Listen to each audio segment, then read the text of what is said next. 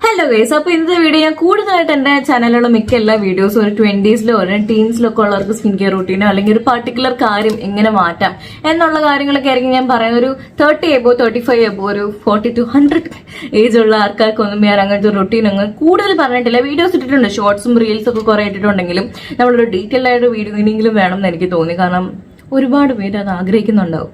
Age ഒരു ലിമിറ്റായിട്ട് ഒരു കരുതുന്നവർ ഒരുപാട് പേര് എനിക്ക് ഇത്ര പ്രായമായില്ല, ഇനിയൊക്കെ ആരെ കാണിക്കാൻ, നിങ്ങളെ കാണിക്കാനാ.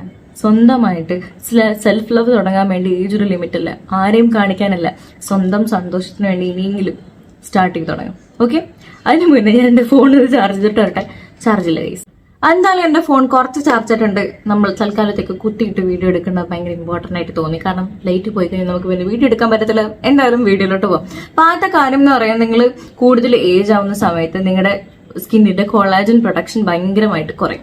ആ സമയത്ത് നമുക്ക് ഏജിങ്ങിന്റെ സൈൻസും റിങ്കിൾസും ഫൈൻ ലൈൻസും അങ്ങനത്തെ ഉള്ള കാര്യങ്ങളൊക്കെ സാഗിങ് അങ്ങനെയൊക്കെ വരുന്നത്. അപ്പൊ അത് മാറ്റാൻ വേണ്ടി മെയിൻ ആയിട്ട് ഒരു 20 വയസ്സിനടിയിൽ 25 വയസ്സിനടിയിൽ 30 വയസ്സിനടിയിലൊക്കെ നമ്മൾ ഏറ്റവും കൂടുതൽ ആക്ടിവ്സ് ആയിരിക്കും യൂസ് ചെയ്യുന്നത്. സാലിസിലിക് ആസിഡ്, ഗ്ലൈക്കോളിക് ആസിഡ്, കുരുമാറാൻ, ഓയിൽ കൺട്രോൾ ചെയ്യാൻ, അങ്ങനെ കുറെ കാര്യങ്ങളായിരിക്കും.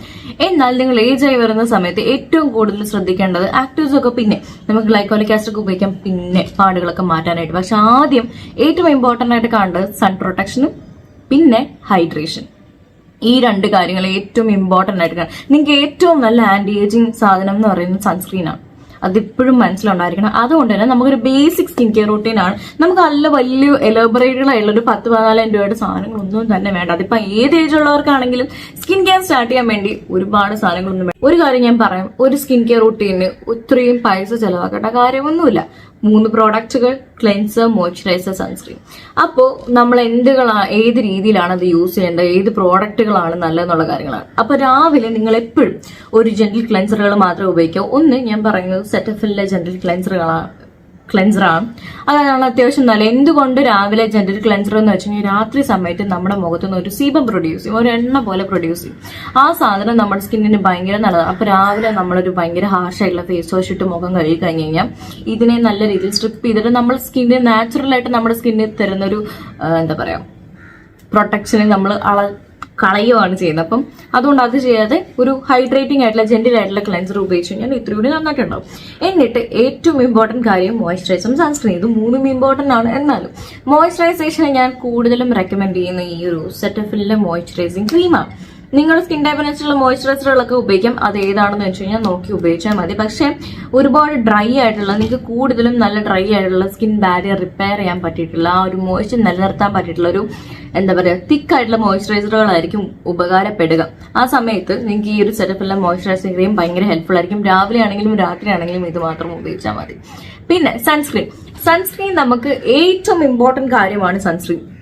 നിങ്ങൾ സ്കിൻ കെയർ റൂട്ടീൻ നിങ്ങൾക്ക് വേറെ ഒരു സിറംസോ ഒന്നും ആവശ്യമില്ല. ഈവൻ പാടുകളൊന്നും പോകാനാണെങ്കിലും സിറംസും കാര്യങ്ങളൊന്നും ആദ്യമേ വേണ്ട. ഏറ്റവും നല്ലൊരു സൺസ്ക്രീൻ എന്ന് പറയുന്നത് ഭയങ്കര ഇമ്പോർട്ടന്റ് ആണ്. ഇപ്പൊ നമുക്ക് കൂടുതൽ ഡ്രൈ ആയിട്ടുള്ള സ്കിൻ ആയിരിക്കും, അല്ലെങ്കിൽ ഡ്രൈ ആയിട്ടുള്ള ഭയങ്കര മോയ്സ്ചർ നിൽക്കാത്ത സ്കിൻ ആയിരിക്കും ഈ ഒരു ഏജ് ലിമിറ്റിൽ വരുന്ന ആൾക്കാർക്കുള്ളത്.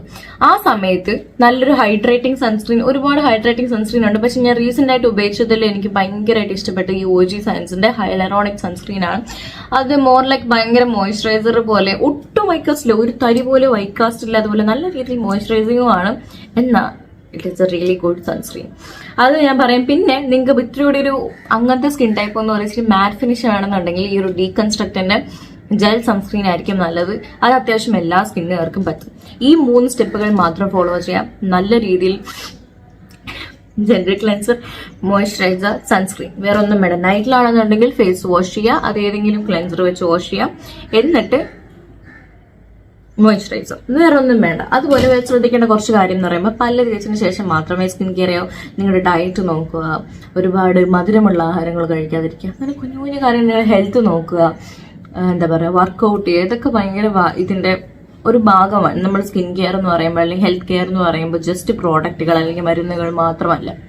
ഇത് ഒരു ഫുള്ള് റെജുവിനേഷൻ ജേർണിയാണ്. നമ്മുടെ ലൈഫ് സ്റ്റൈൽ, നമ്മുടെ റൂട്ടീൻ, നമ്മൾ കഴിക്കുന്നത്, ഇരിക്കുന്നത്, കൃത്യസമയത്ത് ഉറങ്ങാൻ നോക്കുക. അതൊരു വലിയ ഘടകമാണ്. നമ്മൾ കൃത്യസമയത്ത് ഉറങ്ങിയില്ല എന്നുണ്ടെങ്കിൽ ചിലപ്പോൾ സ്കിൻ കെയർ റൂട്ടീൻ ഒന്നും കൃത്യമായിട്ട് വർക്ക് ചെയ്യില്ല.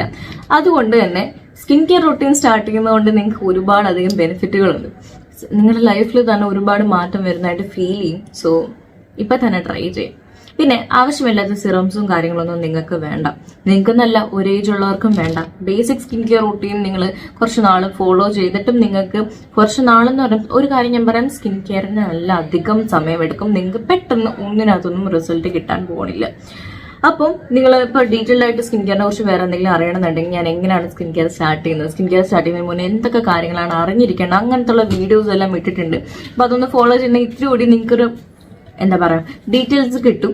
അപ്പം അതൊക്കെ അറിഞ്ഞിട്ട് സ്കിൻ കെയർ ചെയ്യുമ്പോഴേക്കും ഇത്തിരി എളുപ്പമായിരിക്കും. കാര്യങ്ങൾ വേറെ ഡൗട്ടുകളൊന്നും വരാതിരിക്കും. ഡീറ്റെയിൽഡ് ആയിട്ടുള്ള എല്ലാ കാര്യങ്ങളും ഞാൻ ആ വീഡിയോസിലൊക്കെ പറയുന്നുണ്ട്. അപ്പോൾ ഒന്ന് ചെക്ക് ചെയ്താൽ മതി. എന്റെ ചാനലിലെ ഫുൾ വീഡിയോസിന്റെ സെക്ഷനിൽ തന്നെ ചെക്ക് ചെയ്ത് കഴിഞ്ഞാൽ ഡീറ്റെയിൽഡ് വീഡിയോ ഒക്കെ കാണാൻ പറ്റും. ഓക്കെ, ഇനി എന്തെങ്കിലും ഡൗട്ട് ഉണ്ടെന്നുണ്ടെങ്കിൽ കമന്റ് ബോക്സിൽ പറഞ്ഞാൽ മതി. ബൈ.